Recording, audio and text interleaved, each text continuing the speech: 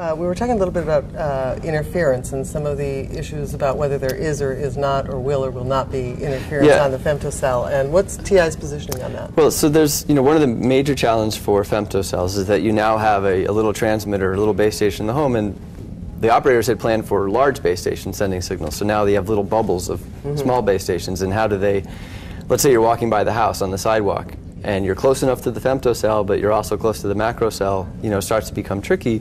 So there are a lot of challenges to interference. And I think some of our competitors have taken a strategy to cost reduce femtos as low as possible and claim that they have solved all the interference problems.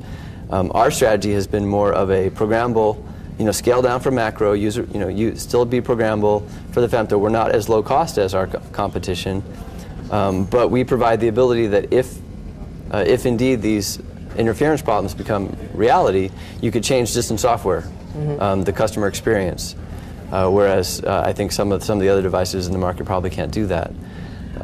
When do you see femtocells being rolled out en masse? When do you think that there's more than? That is a $100 million question.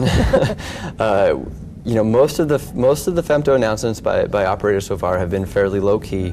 They haven't had sort of the consumer driven, like all-you-can-eat plans that we might expect. I think we're anxiously awaiting what AT&T is going to say. But again, I think the operators are going slow. I think the interference problem is real. Operators want to be cautious about bringing anything into the network that might degrade their users' experience.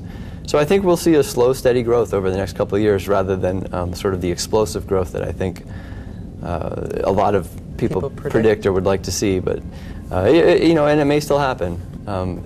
We'll have to see. Good. Well, thank you for your time. I appreciate talking to you. Thank you very much.